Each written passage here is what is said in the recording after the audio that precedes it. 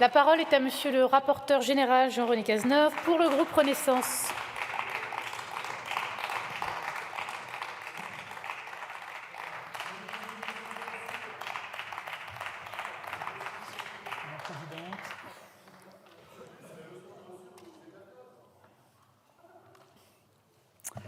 Madame la Présidente, Madame la Première ministre, Mesdames et Messieurs les ministres, mes chers collègues. Alors, chers collègues, vous reprochez à la Première ministre l'utilisation du 49.3. Pardon, elle fait comme les 15 premiers ministres de la Ve République, je vais en citer quelques-uns, Mauroy, Fabius, Rocard, Cresson, Bérégovoy, Valls. Mes chers collègues de gauche, avez-vous un reproche à leur faire? Et encore, eux, ils avaient une majorité absolue. Vous lui reprochez aussi de s'approcher du record de France détenu par Michel Rocard. C'est assez vrai, mes chers collègues. Vous détenez, vous, des records du monde. Vous êtes champion du monde en motion de rejet préalable, mise aux voix 42.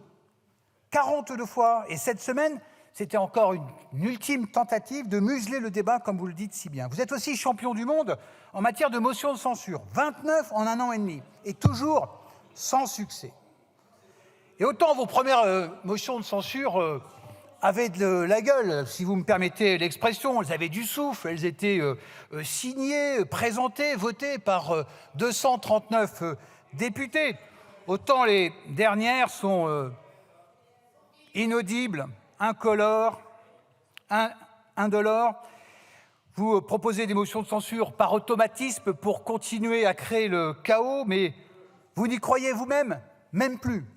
Il y a quelques dizaines de députés pour la signer, 2 ou 3 députés pour assister au débat. Vous n'y croyez même plus vous-même. Dans quelques minutes, nous repousserons cette motion de censure et adopterons de fait, de manière définitive, le budget pour 2024. Il suffit de constater que face à la majorité présidentielle, il n'y a aucune majorité crédible pour voter un budget. Vous nous rappelez en boucle que nous sommes une majorité relative. Merci pour l'info, ça ne nous avait pas échappé, les résultats de juin 2022. Et dès les premiers jours, sous la responsabilité de la Première ministre, nous avons réussi à créer des majorités sur chacun des textes. Quelquefois avec la droite, où la porte est légèrement ouverte, beaucoup plus rarement à gauche, car votre porte est fermée. Votre porte est fermée, fermée à l'écoute, fermée au dialogue, fermée à la construction pour l'intérêt de notre pays. Et maintenant, vous nous traitez à l'envi de minorité présidentielle, avec un peu de mépris, de dédain, de suffisance. J'en déduis donc, chers collègues, que vous êtes la majorité non présidentielle. Et vous gardez bien de nous expliquer comment vous composez cette majorité non présidentielle. Eh bien, je vais vous le dire, elle va de Mathilde Panot à Marine Le Pen. Imaginons cette majorité non présidentielle au pouvoir. Imaginons le budget 2024 de Jean-Philippe Tanguy, ministre des Comptes publics et des Dépenses populistes. Un budget qui exonère d'impôts les Français de moins de 30 ans qui sont fortunés ou pas. Le budget qui baisse la TVA sur l'énergie et les produits alimentaires et qui crée des pertes supérieures à 20 milliards d'euros sans aucun bénéfice pour les Français, un budget qui s'en prend à la presse en supprimant l'abattement fiscal pour les journalistes, par exemple. Heureusement, au sein de cette majorité non présidentielle, son ministre de tutelle, Manuel Bompard, ministre de l'économie et des impôts, veille au grain, pour combler les dizaines de milliards d'euros de dépenses et de moindres recettes de son ministre des Comptes publics. Il y a, dans ce PLF, imaginer ou augmenter près de 50 taxes différentes. Pour les entreprises et pour les Français, c'est l'asphyxie fiscale. Augmentation des impôts sur les entreprises, augmentation des impôts de production, augmentation des droits de succession, augmentation de la taxe de séjour, rétablissement de la redevance télé, rétablissement de la taxe d'habitation, et j'en passe et des meilleurs. Mais c'est aussi un amendement poussé par le ministre de l'Agriculture végétarienne, Aymeric Caron, qui crée une réduction d'impôts pour les Françaises et les Français qui réclament avoir des animaux de compagnie. Cet attelage incongru de cette majorité non présidentielle qui va de l'extrême droite à l'extrême gauche, unie dans sa volonté de renverser le gouvernement, c'est son visage, c'est votre projet. Alors il est aisé d'être dans l'opposition où les grands parleurs sont les petits faiseurs.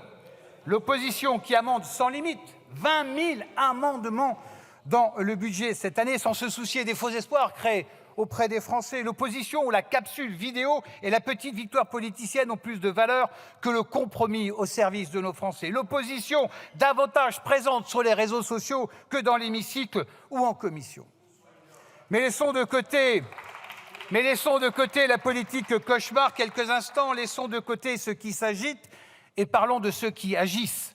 Le budget pour 2024 sera définitivement adopté dans quelques minutes et en tant que rapporteur général de la Commission des finances, je m'en réjouis.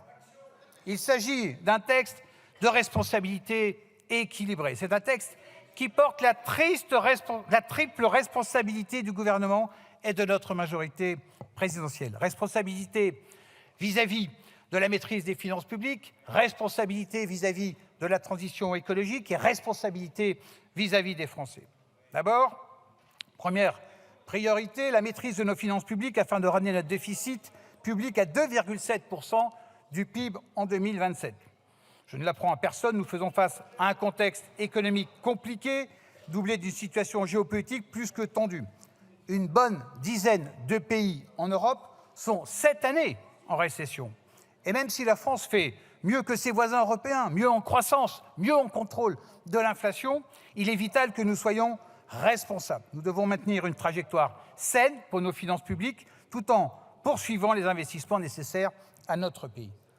Mes chers collègues, en voulant censurer le gouvernement, c'est à la crédibilité et à la souveraineté de la France que vous vous en prenez. Deuxième investissement majeur de notre transition écologique. Ce sont près de 40 milliards d'euros qui lui sont dédiés dans ce PLF. 7 milliards de plus qu'en 2023. Concrètement, c'est une croissance des programmes, plus 500 millions pour ma prime Rénov', plus 1,5 milliard dans les investissements verts dans le cadre de France 2030, plus de 200 millions d'euros pour acheter une voiture propre, plus de 500 millions d'euros pour le fonds vert des collectivités territoriales. Quel autre groupe politique peut se targuer d'avoir autant investi dans cet enjeu crucial quand il était au pouvoir? En voulant censurer le gouvernement, c'est ces mesures de financement des transitions écologiques auxquelles vous vous opposez. Troisième investissement majeur, le soutien au pouvoir d'achat, notre pôle régalien et nos politiques publiques prioritaires. Le pouvoir d'achat des Français, c'est notre priorité. Indexation du barème de l'impôt sur le revenu et de la prime d'activité sur l'inflation, revalorisation des retraites, des prestations sociales et du point d'indice de la fonction publique. Dans ce texte, nous y répondons. En voulant censurer le gouvernement, chers collègues, c'est à ces mesures de soutien au pouvoir d'achat que vous vous opposez. Le budget 2024, c'est aussi 47 milliards de dépenses pour la défense, plus 3,3 milliards en 2024. Qui voudrait aujourd'hui désarmer notre pays? 11 milliards pour la justice, plus de 10 000 personnels d'ici 2027. Qui peut dire que nous pourrions nous en passer?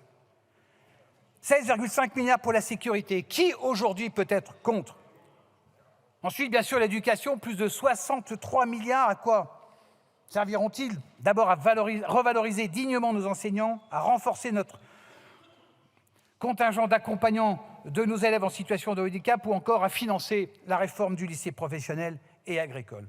Enfin, j'y tiens tout particulièrement, le soutien de notre agriculture. Nous y consacrons 7 milliards d'euros qui permettront d'accompagner nos agriculteurs dans leur transition écologique, de soutien à la consommation de produits bio, de renforcer l'innovation dans le secteur agricole ou encore d'aider nos forêts face aux aléas.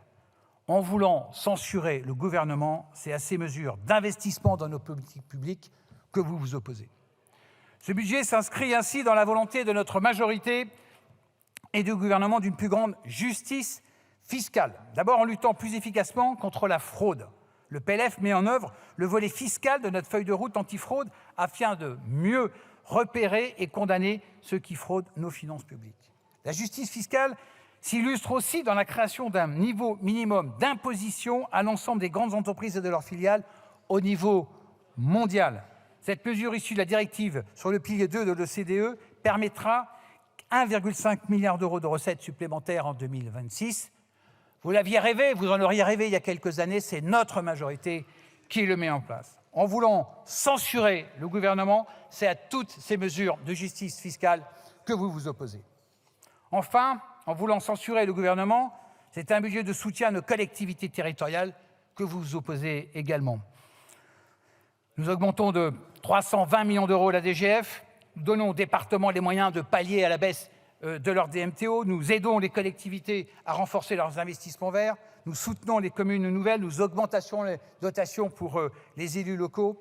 Ce soutien aux collectivités territoriales est particulièrement important, mais il ne doit pas les exonérer de participer activement au redressement de nos comptes publics et de la transition écologique. Un texte crucial, donc, qui a aussi été enrichi de nos travaux, chers collègues, avec près de 500 amendements qui ont été retenus dans la copie finale pour la justice fiscale, pour nos collectivités territoriales, pour la culture, pour la transition écologique, pour les Françaises et pour les Français. Je voudrais remercier l'ensemble des groupes qui ont participé à cette co-construction sur l'arc républicain. Avant de conclure, je voudrais encore remercier, comme l'ont fait un certain nombre de mes collègues, l'ensemble des administrateurs de l'Assemblée nationale qui ont travaillé jour et nuit afin que notre débat puisse avoir lieu. Merci également à l'ensemble de nos collaborateurs parlementaires pour leur travail. Chers collègues, voter une motion de censure sur le budget, c'est œuvrer en faveur du chaos. Les Français nous ont élus pour agir, pas pour bloquer notre Parlement. Pas pour le bruit et la fureur, mais pour le dialogue et l'action. Pas pour paralyser le pays, mais pour le faire avancer. J'appelle de mes vœux que le prochain budget puisse faire l'objet d'une large co-construction entre les groupes parlementaires. Ma porte restera toujours ouverte pour celles et ceux qui veulent travailler ensemble sur un budget au service des Françaises et des Français. Le groupe Renaissance renouvelle sa confiance au gouvernement d'Elisabeth Borne et ne votera donc naturellement pas cette motion de censure. Joyeux Noël à tous et très bonne fête de fin d'année. Merci. Merci, monsieur le rapporteur général. Et enfin,